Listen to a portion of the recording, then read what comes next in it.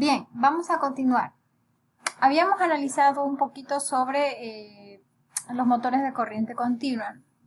Estoy profundizando bastante en esta parte con mucho detalle porque luego vamos a ver los diferentes tipos de motores.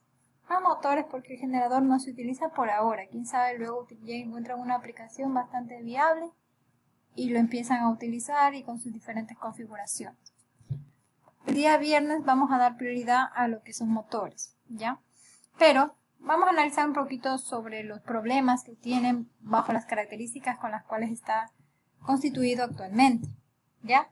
Verán, habíamos analizado sobre el motor y que este tiene unas piezas polares del devanado principal. Ellos se encargan de generar el campo magnético principal. Y también habíamos establecido en una clase anterior que existe un eje neutro. Veamos el otro dibujo.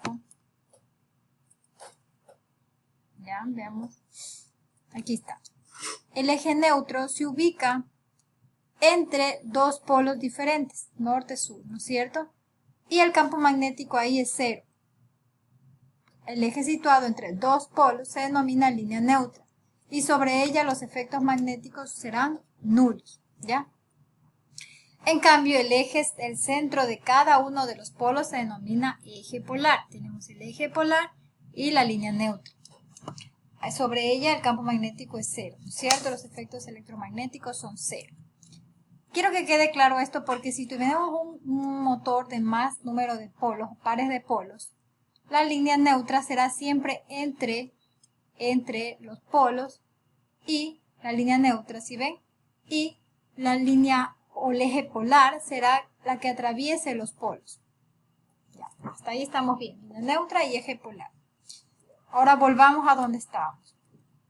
Habíamos mencionado ya que sin carga, el inducido, pues cuando los devanados de una corriente continua funcionan con motor, ¿no es cierto?, son atravesados por una corriente eléctrica. Pues que tiene que haber el paso de la corriente eléctrica para que genere un campo inducido que contrarreste con el otro y finalmente se genere a su vez una fuerza y esta permite el movimiento de la espira. Justo lo que hemos analizado anteriormente con las leyes.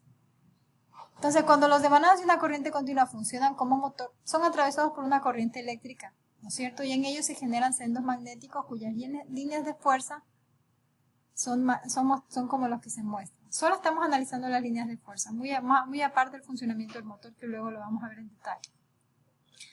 Estas son las líneas de fuerza que se generan en el inductor, pero también hay líneas de fuerza que se generan en el inducido, como ustedes pueden ver. Y todo está bien y es un mundo feliz siempre y cuando no haya carga. ¿Qué ocurre cuando se presenta una carga? Si la máquina no tiene carga, ambos campos se mantienen como se encuentran a continuación y por tanto, si se fijan bien, existe un equilibrio, ¿ya? Y por tanto la línea neutra se mantiene en el centro y el efecto del campo magnético sobre ella es nulo. ¿Qué ocurre cuando se aumenta la carga? Olvídense un ratito de esto y piensen que están trabajando con un motor, porque a veces uno no lo relaciona, ¿no? Pero ahora lo vamos a tratar de relacionar. Hagan de cuenta que están trabajando con un motor y aumentan la carga sobre el eje. O lo detienen simplemente el eje o aumentan la carga. Si miden con un amperímetro tendrán mayor demanda de corriente. Es lógico eso, ¿no es cierto? Porque aumentó la carga. ¿No es cierto? Bien. Eso ocurre en lo alterno y también ocurre en lo continuo, porque la corriente es así. En función de la carga genera corriente. Si necesita más corriente la carga, se entregará más, la fuente. ¿Ya? No es que siempre va al máximo, depende de la carga que está sobre el eje del motor, es decir, el esfuerzo. ¿Por qué? Vamos a profundizar. ¿Por qué necesita más corriente si yo incremento la carga? Necesita más corriente porque al paso de una corriente se genera un campo magnético alrededor del entorno de ella. ¿Se acuerdan la ley de Ampere? Este campo magnético se contrapone con el anterior, con el otro, ¿no es cierto?, con el externo, lo cual genera una diferencia y por la ley de Biot-Savart tenemos que la fuerza será igual a la longitud con el producto cruz entre la corriente y el campo magnético del inducido. Entonces, esa fuerza va a permitir el giro. ¿Quiere decir eso que si el campo magnético generado o inducido y la corriente es mayor, tendré mayor fuerza? Sí, la respuesta es sí. Y es lógico pensar, es proporcional. Si yo coloco una carga más pesada en el eje del motor, quiere decir que necesito más fuerza para mover ese eje del rotor, ¿no es cierto? Para hacerlo girar. Necesito más torque, esa es la palabra técnica, necesito más torque, ya, porque fuerza es para lo tangencial, para lo que es un eje X o Y, pero cuando es de giro necesito más torque, ya. Entonces, como necesita más torque, como resultado obviamente hay un mayor incremento de corriente, hay una solicitud de corriente para poder incrementar la fuerza. Este requisito no viene solo, viene con una consecuencia, y la consecuencia es que aumenta el campo magnético del inducido, que él se genera, hay un aumento porque a él lo están alimentando, ¿no es cierto? Y porque está demandando por la carga. Pero nadie le está incrementando al campo magnético del inductor, él se quedó como estaba antes, porque la carga solo está afectando al inducido y no al inductor. Entonces, ¿qué es lo que ocurre ahí? Debido a eso, hay un desequilibrio entre los campos magnéticos tanto del inducido como del inductor. Por tanto, hay un desplazamiento de la línea neutra, porque ya no es como la figura que estábamos viendo acá.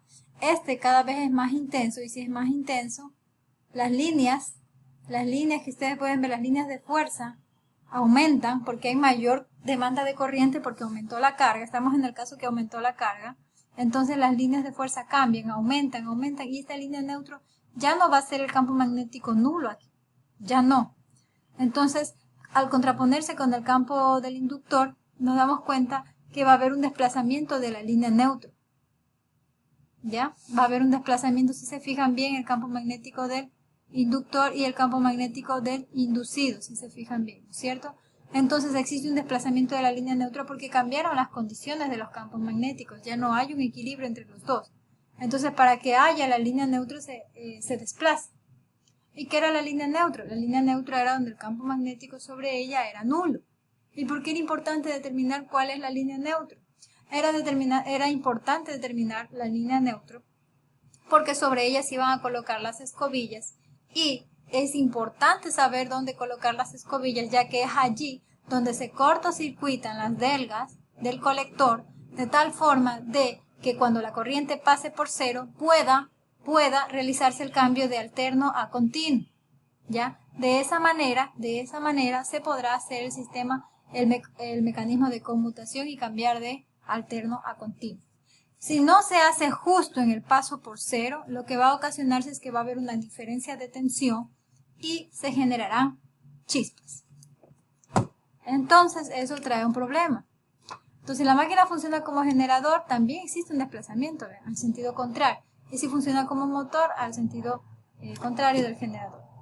En otras palabras, habría que hacer un calado de escobillas cada vez que se incrementa la carga o cada vez que se aumenta.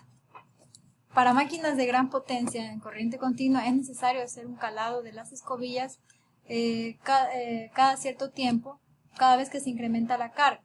Esto es solo permisible para aquellos que son de baja potencia y para aquellos cuya carga es constante. Para el resto no. Pero imagínense estar haciendo un calado de escobillas cada cuánto. Eso no es contraproducente, no es productivo, es contraproducente más bien. Entonces, ¿qué es lo que ocurre? Estos efectos producidos por la reacción del inducido son asumibles en máquinas de pequeña potencia y en aquellas que la carga es constante, pero no para aquellas cuya carga es variable y tampoco para los que son de media alta potencia. ¿Qué se hace? Bueno, se hace un calado de las escobillas, pero no se puede hacer a cada rato un calado de escobillas. Es triste, tal como este muñeco que ríe. Eso indica que hay que hacer un mantenimiento a cada instante.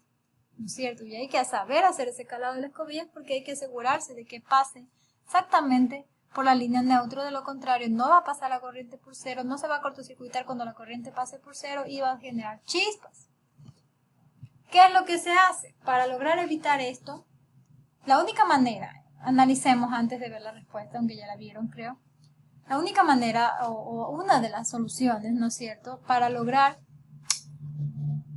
que estos dos campos se igualen, tanto el campo del inducido, el cual aumentó debido a que aumentó la carga, ¿no?, es dando algún sistema de compensación.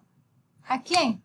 Al inductor, al campo del inductor. Hay que ayudarlo para que las líneas de fuerza entre los dos campos se equilibren y la línea neutra se mantenga en el centro de los dos polos, ya, de los dos polos principales. Entonces, Para evitar el desplazamiento de la línea de escobillas debido a la reacción del inducido, se coloca en la culata los denominados polos de conmutación o polos auxiliares. Quiero que se graben bien. Polos de conmutación o polos auxiliares. Yo no estoy hablando de los polos principales del motor, estoy hablando de los polos de conmutación o polos auxiliares. Si les dicen polos de conmutación, ya, son los que están ayudando para que la línea neutra no se desplace, sea que funcione como generador o sea que funcione como motor. Da lo mismo, igual se va a desplazar. Pero si yo coloco polos auxiliares o polos de conmutación, no se va a desplazar. Entonces yo quiero que lo tengan bien grabado. Ahora bien, entonces ya esto ya no va a ser necesario que a cada rato yo esté haciendo un calado en las escobillas, ¿no es cierto? Imagínense hacer eso a cada rato. No funcionaría, no tuviera un funcionamiento continuo y eso significa gastos, dinero al final del día. Entonces no es productivo. Entonces, vamos viendo. Los polos de conmutación son piezas polares de menor tamaño, es los polos de conmutación o auxiliares, ¿verdad? ¿No? Que se ubican en la línea neutra de la máquina. Ellos son de menor tamaño que los principales. Aquí se lo he hecho bastante diferente para que ustedes puedan notar, ¿ya? Que los polos de auxiliares o de conmutación son de menor tamaño que los polos del devanado principal. El devanado de los polos de conmutación se conecta en serie con el inductor.